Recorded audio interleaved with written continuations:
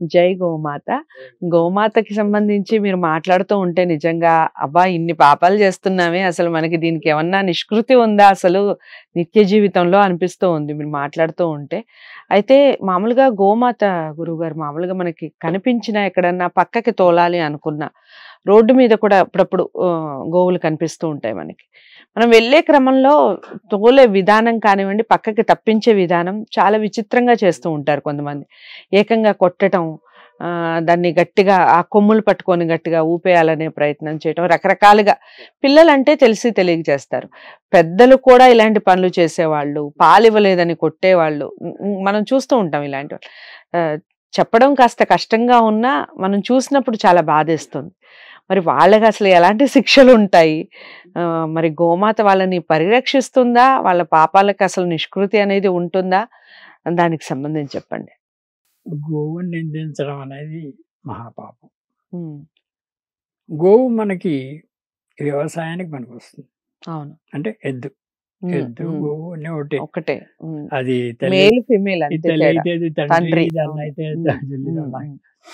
చేత అంతటి అవినాభావ సంబంధం. మన శరీరంలోని అవయవాలు, గోవు శరీరంలో అవయవాలు, లేకపోతే జ్ఞానేంద్రియాలు అన్నీ సమానంగా ఉన్నాయి. చాలా సైన్స్ ఉంది ఇంట్లో. గోవుకి మనకి చాలా సంబంధం ఉంది. అలాగే శ్రీమాత, శ్రీచక్రానికి, శ్రీమాతకి, గోవుకి మనకి అనే అలా సంబంధం చాలా ఉంది. అది పెద్ద సైన్స్. అంచేత గోవుని మనం ఎప్పుడు కూడా దూషించకూడదు. వ్యవసాయం చేసేటప్పుడు కూడా నాగలి కట్టి దాన్ని మీరు చెప్పినట్టుగా కర్రతో కొట్టి పరిగెత్తించాలని చేస్తారు. చాలా తప్పు.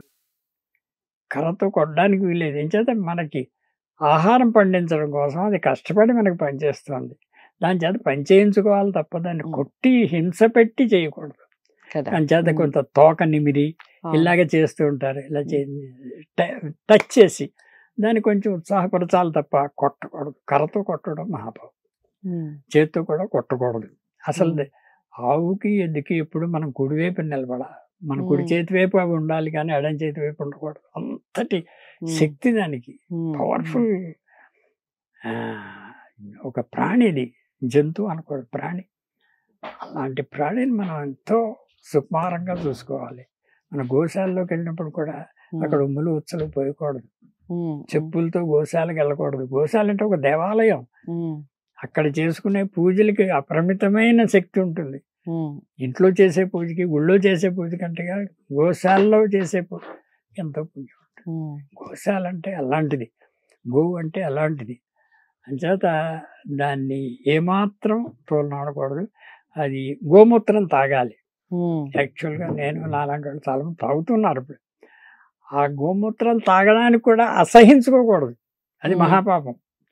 తాకపోయావు కానీ నువ్వు దాన్ని అదే అండి అని అంటే మహాపాపం. గోమూత్రాన్ని ఎప్పుడు దూషించకూడదు. గోమయం, గోవు పేడ. అసలు గోవు పేడ లేకపోతే ప్రపంచం లేదండి. అది దాంతో అలికితేనే వైరస్ అంతా నాశనం అయిపోతుంది. ఇళ్ళంతే పూర్తిగా మొత్తం అన్ని గదులు కూడా. దీనికి సంబంధించి కూడా ఒక వీడియో మాట్లాడాను. ఎందుకంటే చాలా మందికి మీరు అన్నట్టుగా తెలియదండి, తెలియక చేసే తప్పులు చాలా ఉంటాయి. చేత గోమయంతో అలిగిన ప్రదేశం సునామీ కూడా తాకలేదంటారు. అంతటి పవర్ఫుల్ అది. గోమయం అంటే ఊరికే మనం ఇది మట్టి కంటే హీనంగా చూస్తాం. చాలా తప్పది. దానికి ఉండే ప్రాముఖ్యత ఎంత అంత కాదు. గోమయంలో లక్ష్మీదేవి నివసిస్తుంది.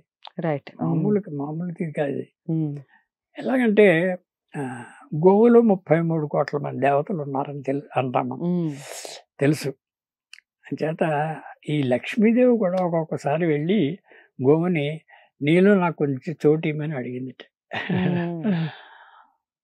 అంటే గోవులన్నీ ఆలోచించుకుని ఈ లక్ష్మి అనేది చెంచల్ లక్ష్మి, ఎప్పుడు ఇవాళ నాకు వస్తానంటుంది, రేపు వద్దాని పోతానంటుంది, ఈవిడ నమ్మకం లేదు ఈవిడ అని చెప్పి గోవులు అన్నీ చేసి వద్దమ్మా నీ దారి నువ్వు చూసుకో, మాలో వద్దులే నువ్వు అన్నారు. అయ్యి బాబోయ్, మీరు ఇంతమంది దేవతలు పెట్టుకుని నన్ను ఒక్కతిని వద్దన్నారంటే అసలు నాకు జనంలో ఏం గౌరవం ఉంటుంది. నేను అసలు పనికిరాని దానిగా చూస్తా అన్నాను. అసలు వాళ్ళందరూ కూడా లక్ష్మి లక్ష్మి లక్ష్మి రోజు డబ్బు కోసం నన్ను ప్రాధేయపడతారు.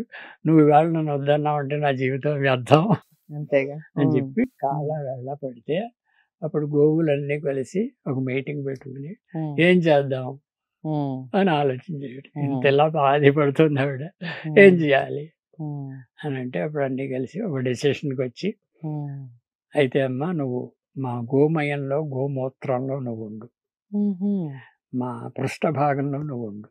మా పృష్ఠభాగాన్ని నమస్కరించిన వాళ్ళకి, మా పృష్ఠభాగానికి పూజ చేసిన పూజలన్నీ నీకు అందుకుంటాం. ఆ గోమయానికి అంతటి ప్రాసెస్. గోమయంలో లక్ష్మి ఉందంటే గోమయంతో అందరూ పనులు చేసుకుంటారు. అయితే గోవుని కలిసినప్పుడు గాని, గోవుని చూసినప్పుడు గాని గురువు గారు దండ మామూలుగా తగిలించుకుంటూ ఉంటారు తల మీద. ఎందుకని కారణం ఏంటంటే తోక చాలా ఇంపార్టెంట్. అదే ఇప్పుడు చెప్పింది కూడా అదే. పృష్ఠభాగం అంటే బ్యాక్ సైడ్ అంతా కూడా లక్ష్మి అనే లక్ష్మి ఆశీర్వాదం అన్నట్టు. లక్ష్మి తోకలు వెంట్రుకలు ఉన్నాయి, అన్ని వెంట్రుకలు తన మీద పెడితే అంత పుణ్యం అనేది అంచేత పిల్లలకి వేస్తారు. మనం కూడా అనుకుంటాం తోకని నెత్తి మీద పెట్టుకోవాలి. ఇప్పుడు అసలు విషయం చెప్పండి. ఇలా దండించిన వాళ్ళకి ఎలాంటి శిక్షలు ఏమన్నా ఉంటుందా? అమ్మ కాబట్టి ఆ క్షమాపణ ఉంటుందంటారా? ఏంటి దానికి శిక్ష లేదు, మనం గ్రహించుకోవాలి. ఇవాళ కాకపోతే రేపైనా ఇలాగా చెప్పిన వాళ్ళు మాటలు వినేనా మనం లక్ష్మికి ఇంత ప్రాముఖ్యత ఉంది, గోవుకి ఇంత ప్రాముఖ్యత ఉంది అని తెలుసుకుని దాన్ని దూషించడం, అదిరించడం, కొట్టడం చేయకూడదు. ఒక గడ్డి పరకతో మనం గోవుని టచ్ చేసినా టచ్ చేయకూడదు. అంతటి సునిశ్చితమైన జీవి అది.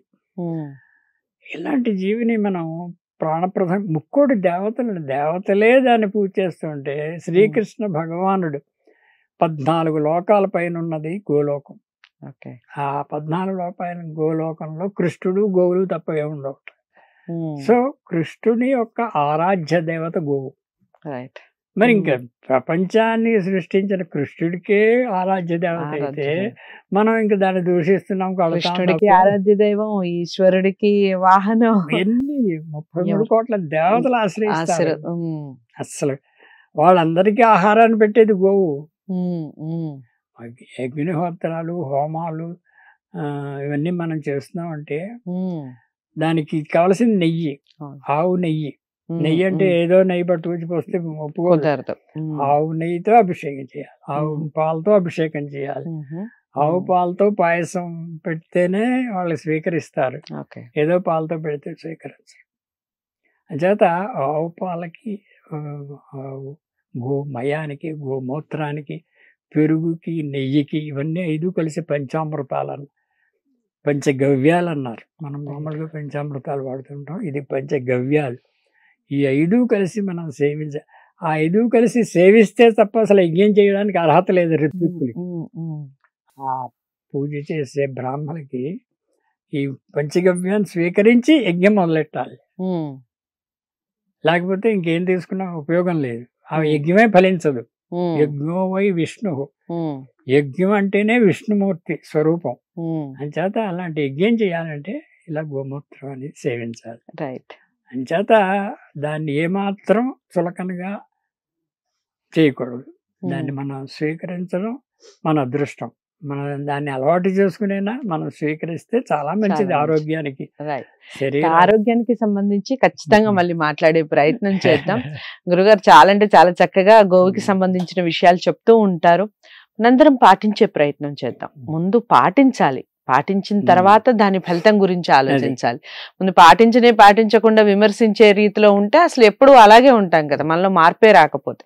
వీడియోని లైక్ చేసి అందరికీ షేర్ చేయండి. గోమాత విశ్వమాత అన్న విషయాన్ని అందరూ గ్రహించేలా చేయండి.